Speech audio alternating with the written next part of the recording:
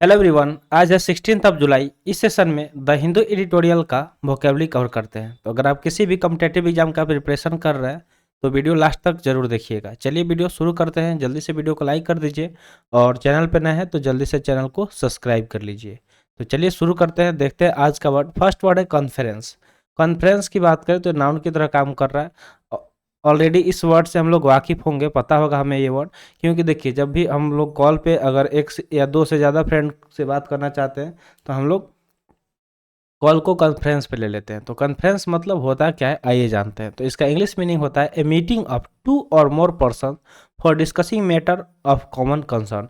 यानी कि कोई भी अगर एक कॉमन टॉपिक है, अगर उस पर बात करने के लिए दो और दो से ज़्यादा लोग डिस्कस कर रहे हैं तो उसको कॉन्फ्रेंस बोला जाता है। जैसे हम लोग दोस्तों से जब बात करते हैं तो कॉल को ऐड कर लेते हैं, एक से अधिक कॉल को, ठीक है, उसको कॉन्फ्रेंस बोला जाता है।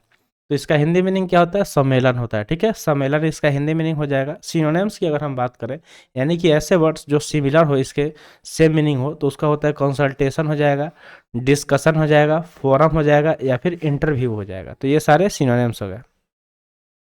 आगे देखते हैं एंटोनिम्स को। तो एंटोनिम्स की अगर हम बात करें तो साइलेंस हो जाएगा, ठीक है, यानी कि चुप रहना। क्वाइट मतलब शांत रहना। डिसअसेंबल यानी कि अलग हो जाना। असेंबल मतलब होता है एकत्र होना और डिसअसेंबल मतलब होता है अलग हो जाना। तो ये सारे जस्ट क्या हो गए, अपोजिट मीनिंग वाले वर्ड हो गए। जैसे आप यहाँ पे देख सकते हैं कि यहाँ पे एक से अधिक लोग इकट्ठा हुआ है किसी एक कॉमन कंसर्न को लेकर डिस्कस करने के लिए। तो चलिए बढ़ते हैं अगले वर्ड की तरफ। अगला वर्ड है इम्पोज्ड। इम्पोज्ड यहाँ पे वर्ब की तरह काम कर रहा है, जिसका मीनिंग होता है to make a law, rule, opinion etcetera be accepted by using your power और अथॉरिटी। यानी कि अगर मान लीजिए कि आपके पास पावर है या फिर अधिकार है किसी तरह का, तो आप नियम बना सकते हैं, अलग कानून या फिर ओपिनियन रख सकते हैं और उसे एक्सेप्ट भी करना पड़ेगा किसी जो भी लोग हैं। तो उसको बोला जाता है इम्पोज, यानी कि किसी चीज़ को इम्पोज करना, लागू करना, आरोपित करना।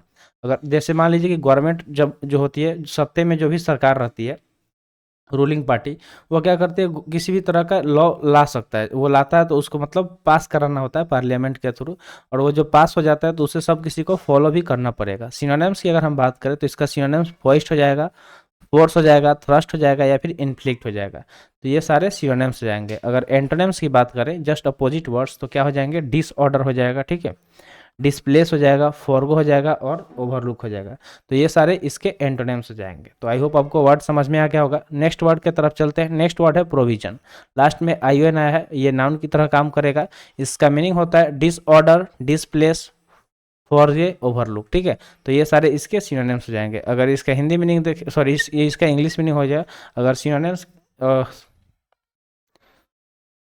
सॉरी यहाँ पे ये गलत हो गया। प्रोविजन मतलब होता है कि मतलब किसी चीज़ को सप्लाई करना, ठीक है, प्रोवाइड करना यूज के लिए। तो यहाँ पे ये गलत टाइप हो गया, इसको कट कर दीजिएगा।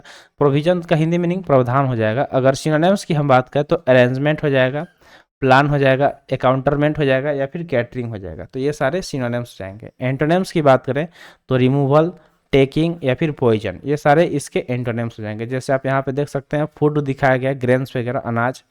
तो अनाज का सप्लाई, किसी चीज़ को सप्लाई करना किसी यूज के लिए, उसको बोलते हैं प्रोविजन।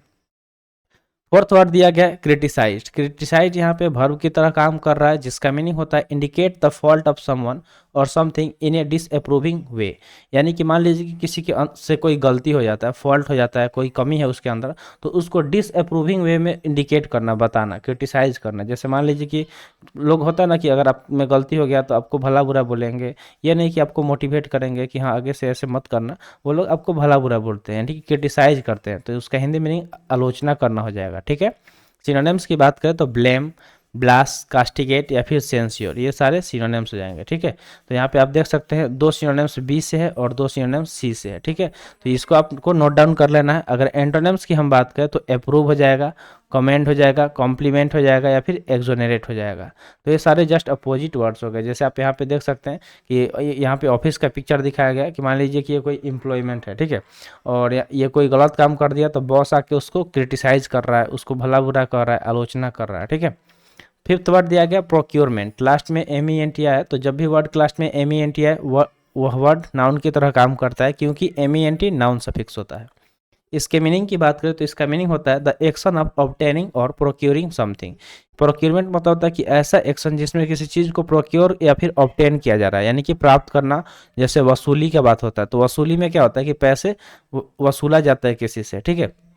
जैसे आप मूवी वगैरह में देखे होंगे कि जो डॉन लोग होते हैं वो क्या करते हैं कि मार्केट में वसूली करते हैं, रंगदारी लेते हैं, ठीक है। तो उसको प्रोक्योरमेंट बोलेंगे। सिनोनिम्स की बात करें तो एक्यूशन हो जाएगा, ऑनरशिप हो जाएगा, एसेशन हो जाएगा या फिर पोजेशन हो जाएगा। तो ये सारे सिनोनिम्स हो गए। एंटोनिम्स की हम बात करें तो डिस्करेज, डिसएडुएड, फेल या फिर फॉरफिट, ये सारे एंटोनिम्स हो जाएंगे। तो यहाँ पे आप पिक्चर में देख सकते हैं कि यहाँ पे वसूली किया जा रहा है किसी के द्वारा और वहाँ पे पैसे दिया जा रहा है दूसरे पर्सन द्वारा। चलिए अब होमवर्क के बारे में डिस्कस कर लेते हैं। तो होमवर्क की बात करें तो होमवर्क में हम यही बोलते हैं कि जो भी वर्ड आप यहाँ से सीख रहे हैं उससे कोशिश कीजिए सेंटेंस बनाने का, और सेंटेंस बना के आपको कमेंट सेक्शन में कमेंट भी करना है। अगर आप सिंसियर हैं अपने गोल को लेके तो ये काम बिल्कुल करना है, ठीक है। तो चलिए आगे बढ़ते हैं। अगला वर्ड है इमर्ज्ड। इमर्ज की बात करें तो वर्ब की तरह काम कर रहा है, जिसका मीनिंग होता है मूव आउट ऑफ और away from something and become visible. मतलब कोई चीज़ जो विजिबल हो जा रहा हो, दिखाई देने लग रहा हो। मान लीजिए कि अगर एक छोटा सा एग्जाम्पल है, जैसे खेती होता है तो पहले बीज को डाला जाता है ज़मीन के अंदर, धीरे धीरे जब फेवरेबल कंडीशन मिलता है यानी कि वाटर, सनलाइट, तो इन सब से क्या होता है कि वो बीज से धीरे धीरे पौधे ऐसे निकलना शुरू होते हैं, यानी कि वो विजुअल होना शुरू हो जाते हैं। तो इमर्ज मतलब कोई चीज़ जो प्रकट हो रहा है, दिखाई दे रहा है, उसको बोलेंगे इमर्ज।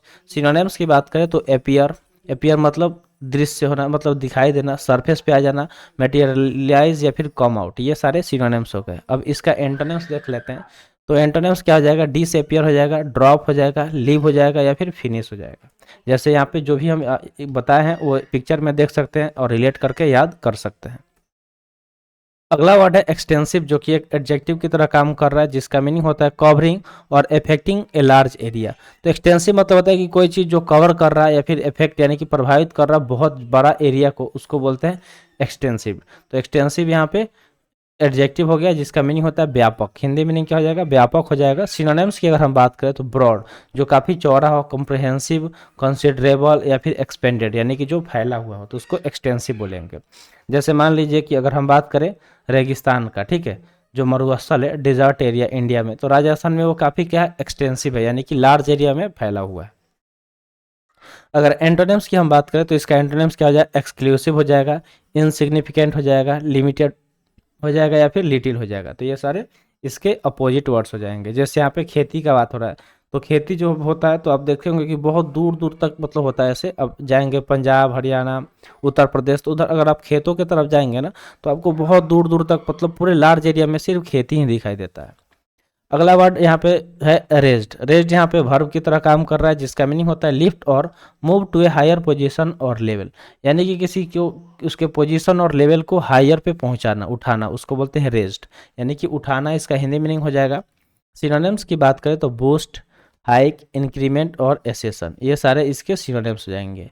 तो यहाँ पे इंक्रीमेंट में MENT आ गया और एसेशन में ION आ गया। दोनों के दोनों क्या है, नाउन सफिक्स है, तो ये आपको नोट डाउन कर लेना है। चलिए एंटोनिम्स देख लेते हैं। तो एंटोनिम्स की बात करें तो डिक्रीज हो जाएगा, यानी किसी चीज़ को घटा देना, डिक्लाइन यानी कि गिरा देना, कम कर देना, डिडक्शन मतलब कटौती, फॉल मतलब गिराना। तो ये सारे जस्ट अपोजिट हो गए। जैसे आप यहाँ पे देख सकते हैं रेज का रिलेवेंट पिक्चर भी इंसर्ट कर दिए हैं कि किसी चीज़ को रेज किया जा रहा है, उठाया जा रहा है। जैसे मान लीजिए कि प्राइस वगैरह की बात करें तो प्राइस वगैरह क्या होता है, किसी चीज़ का बढ़ता रहता है, जैसे पेट्रोल हो गया, डीजल हो गया, सोना हो गया। नेक्स्ट वर्ड है इन्फ्लिक्टेड, जो कि एक वर्ब की तरह काम कर रहा है, जिसका मीनिंग होता है to force somebody to have something unpleasant और समथिंग दैट ही या सी डज नॉट वांट, यानी कि किसी को कुछ मतलब जो वो नहीं चाहता वो उनको उससे कराना, उसको बोलते हैं प्रवृत्त। हिंदी में प्रवृत्त बोलते हैं। इन्फ्लिक्टेड उसका इंग्लिश मीनिंग हो जाएगा। सिनोनिम्स की बात करें तो एग्जैक्ट, एक्सपोज, लिवाई या फिर ब्रेक, ये सारे इसके सिनोनिम्स हो जाएंगे। एंटोनिम्स की बात करें तो होल्ड, कीप, टेक या फिर सस्पेंड हो जाएगा। तो ये सारे इसके अपोजिट वर्ड्स हो गए। अगले वर्ड की तरफ चलते हैं। अगला वर्ड है इरेडिकेट। इरेडिकेट यहाँ पे वर्ब की तरह काम कर रहा है, जिसका मीनिंग होता है टू डिस्ट्रॉय और get rid of something completely, मतलब किसी चीज़ से बाहर निकलना, गेट रीड, या फिर किसी चीज़ को पूरी तरह से तबाह कर देना, बर्बाद कर देना, उसको इरेडिकेट बोलते हैं। इसका हिंदी मीनिंग होता है मिटा देना, किसी चीज़ को खत्म कर देना, मिटा देना, जड़ से खत्म कर देना। सिनोनिम्स की बात करें तो एबॉलिश। जैसे एबॉलिश आप सुने होंगे, एबॉलिश अब सती प्रथा। तो पहले बहुत सारे ऐसे कुरीतियाँ थी हमारे देश में, हमारे आसपास में, हमारे समाज में, जिसको धीरे धीरे जब लोग एडुकेटेड हो गए गए, पढ़े लिखे आए, तो क्या किया, उसको धीरे धीरे एबॉलिश कर दिए, ख़त्म कर दिए। ठीक है, तो उसको इरेडिकेट बोला जाता है, यानी किसी चीज़ को मिटा देना, ख़त्म कर देना। एबॉलिश, एनिहिलेट, एलिमिनेट या फिर इरेज, ये सारे सिनोनिम्स हो गए। अब देखते हैं इसका जस्ट अपोजिट वर्ड, तो बियर हो जाएगा, बिल्ड हो जाएगा, क्रिएट हो जाएगा या फिर रेटिफाई हो जाएगा। तो ये सारे अपोजिट वर्ड्स हो गए। जैसे यहाँ पे कोरोना का पिक्चर दिखाया गया, तो कोरोना का हम लोग क्या किए, जो हमारा इंडिया वैक्सीन तैयार किया और पूरे सुपर फास्ट तरीके से पूरे वर्ल्ड, अपने देश को क्या किया, वैक्सीनेट कर दिया, ताकि हम लोग कोरोना से लड़ पाएँ। और धीरे धीरे वो क्या हुआ, क्या उसको पूरी तरह से इरेडिकेट कर दिया, यानी कि मिटा दिया। तो आई होप आपको वर्ड समझ में आ गया होगा। तो आज के लिए इतना ही, आज का सेशन यहीं पर समाप्त हुआ। सेशन कैसा लगा कमेंट सेशन में ज़रूर बताइएगा। तो मिलते हैं फिर अगले वीडियो में। Thanks for watching. जय हिंद।